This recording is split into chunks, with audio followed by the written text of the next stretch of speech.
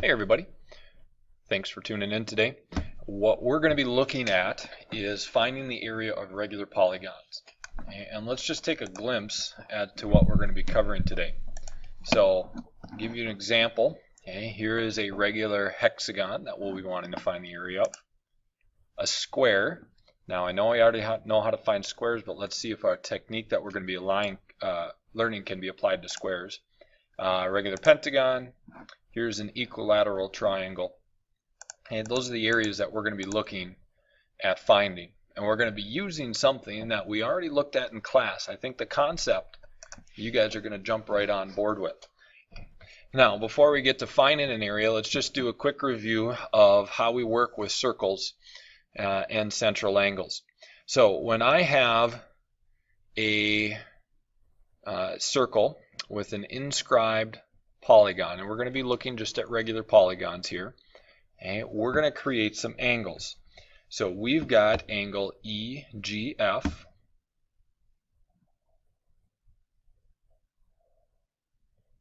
right there. Now think about, what do we call that kind of angle? It's formed by two radii at the center of the circle. This is also called the center of the polygon. That's called a central angle, isn't it? Now the radius, that radius of the circle, is also considered to be the radius of this regular hexagon. So how would we go about finding the measure of that central angle? Well, we know if it's a regular hexagon, all these sides are congruent. So if we were to draw in all of the diagonals, we would end up with 6 congruent central angles. So how would we find the measure of this central angle right there? We would take 360 degrees divided by the 6 central angles from the 6 sides of our regular hexagon. So that angle, 360 divided by 6, is 60 degrees. That's our central angle. Now I want to find the angle EGH. EGH is right there. Now what would be the measure of that angle? Probably pretty intuitively you guys are saying 30 degrees, half of 60. That would be correct. Let's just think about for a second, how do we know it's half of 60? How do we know that this is an angle bisector of that central angle? Well, with the regular hexagon, this is the radius of the hexagon, the radius of the circle. They're congruent. That makes our initial triangle here an isosceles triangle. Here we have an altitude, a perpendicular line going through the vertex to the base. Now, thinking back to chapter 5, we have an altitude. It's an angle bisector, right? These two smaller triangles are congruent. 1, 2, 3 by hypotenuse leg. They're right triangles. Reflexive property. Those are congruent. Okay, so yes, that would be 30 degrees.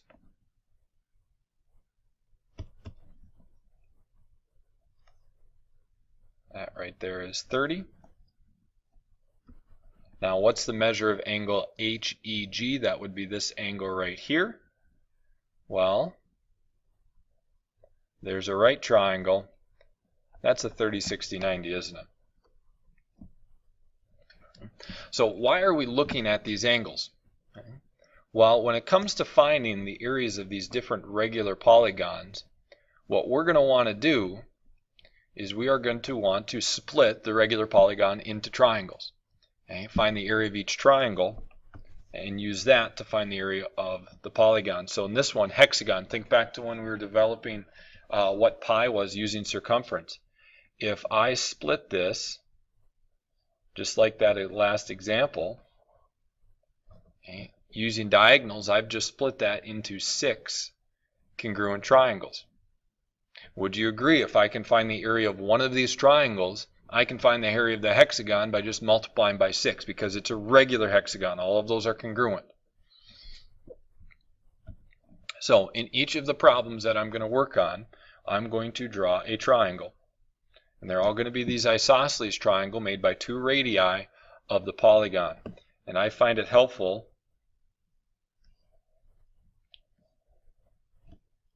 to sketch that out.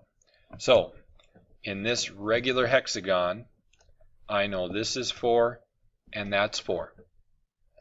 I want to find the area of that triangle and then multiply by 6. So what do we need to know? Well, for the area of a triangle, we take 1/2 the base times the height. Here's the height or altitude of the triangle.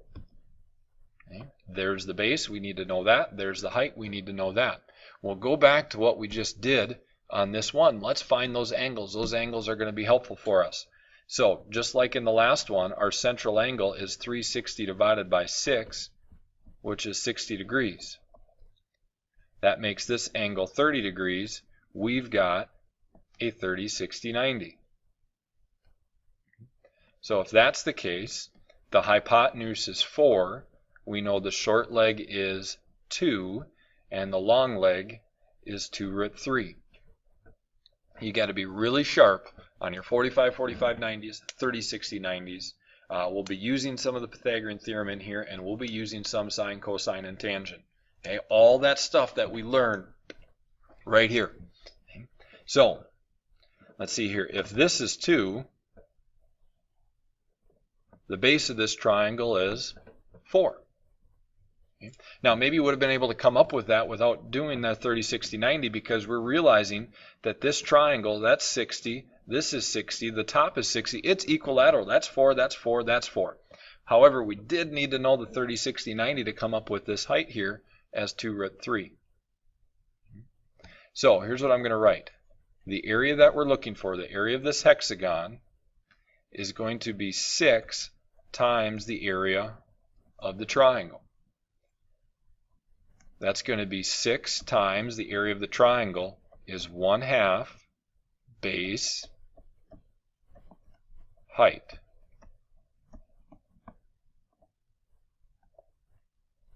So that's going to be 6 times 1/2 of 4 is 2.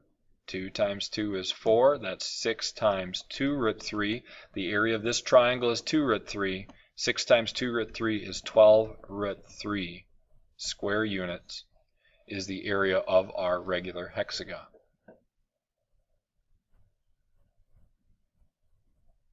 Good.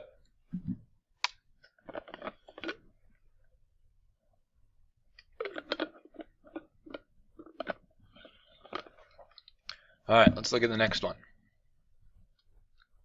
Okay, now, here's a square. I know that we know the square is the side length squared, s squared, base times height. They're the same. Let's follow through with that technique that we tried on the last one to see that it works here as well. I need to draw my central angle. What's the measure of our central angle here? 360 divided by, how many central angles would we have? We'd have 4. 360 divided by 4 is 90. That's 90 degrees. So when I draw this triangle down here,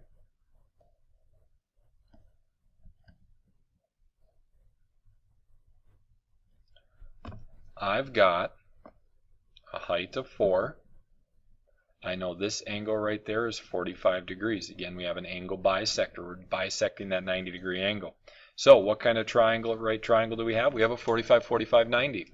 4, 4, 4√2. Okay, now we don't actually need that 4√2, do we? Okay, let's find the area of our square. Now, in the last one, we took 6 times the area of our triangle. What are we going to do here? We're going to take 4 times the area of our triangle.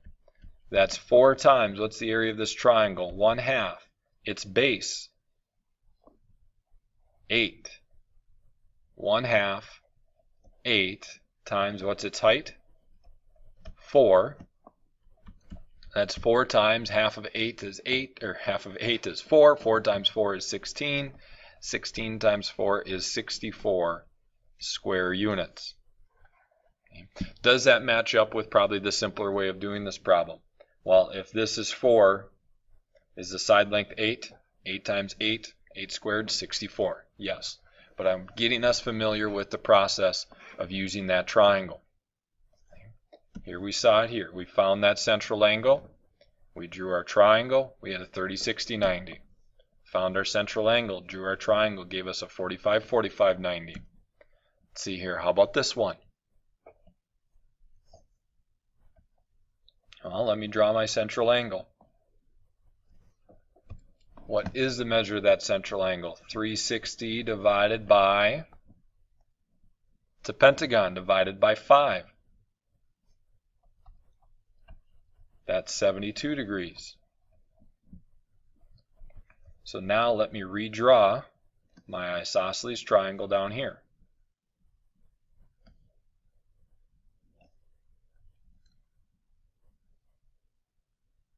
There's my altitude, which we know is 4.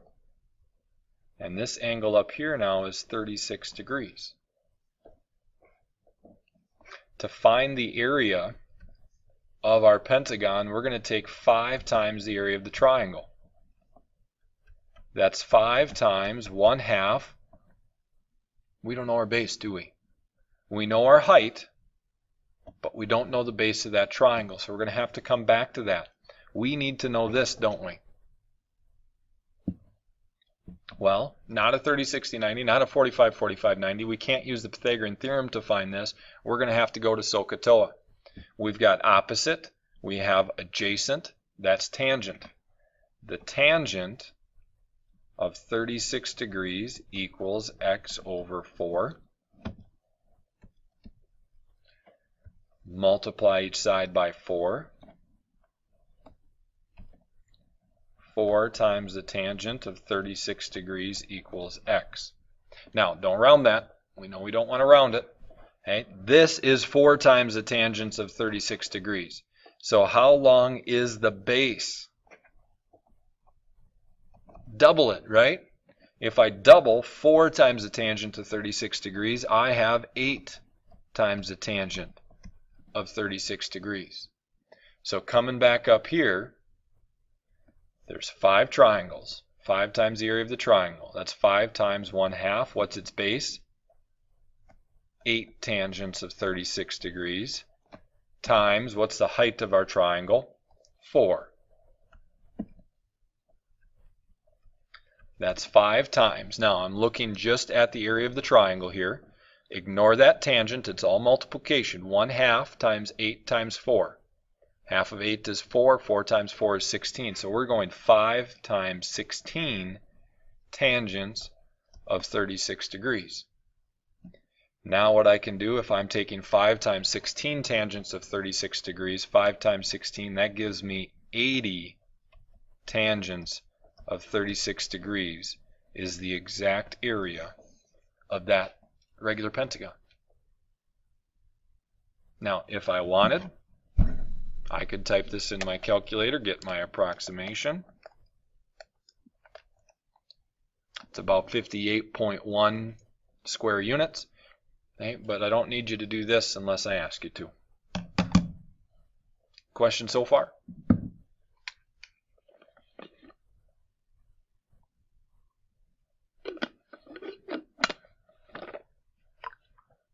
All right. Okay, let's look at this one now. Equilateral triangle. We know the radius, don't we? Now, right away, we might think we're going to take the base times the height, 1/2 the base times the height to find the area of this triangle. But here's the problem. We don't know the base, and we don't know the height, do we? So to find the area of the triangle, we're actually going to find the area of this triangle and multiply by 3. So our area is going to be 3 times the area of our little isosceles triangle. All right, what's our central angle up here? Well, 360 divided by 3 is 120. So when I redraw that isosceles triangle, that's 6, that's 6. Draw in that altitude or height, which is an angle bisector makes this angle 60 degrees.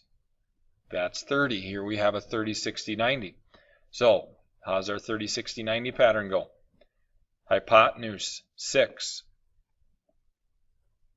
That makes the short leg, which would this one be 3. That makes the long leg 3 root 3. So the base of our isosceles triangle, double 3 root 3, 6 root 3. So our area is going to be 3 times the area of the triangle, 1/2. Its base, 6 root 3. Its height, 3. This is going to be 3 times the area of our triangle. 1/2 times 6 is 3. 3 times 3 is 9. The area of that isosceles triangle is 9 root 3. 3 times 9 root 3, 27 root 3 square units is the exact area of the larger equilateral triangle. Again, I can type that in my calculator if I want. I don't have any interest in that right now. There we go. So hopefully you've got this pattern down. You understand that we need to split it, find the central angle, use our right triangle geometry to help us find the lengths that we need to know to find the area of our isosceles triangle, multiply it by how many triangles there are. Now there is a formula here, but honestly with the formula you're going to have to do all of this same work. Sometimes students look at formulas as a shortcut and they look at, I just want to plug things in. Okay? I'd rather have you understand the concept because this really isn't too bad. Next time I'm with you, I think it's worth taking a look at that formula. I want you to be familiar with it. If you see it, you know what it means, you know what it's talking about. We'll develop that together. But for right now, you guys know how to do this. Find the area of that small triangle, multiply by how many triangles there are. Thanks for tuning in. I wish you good luck on your practice. Hope to see you soon.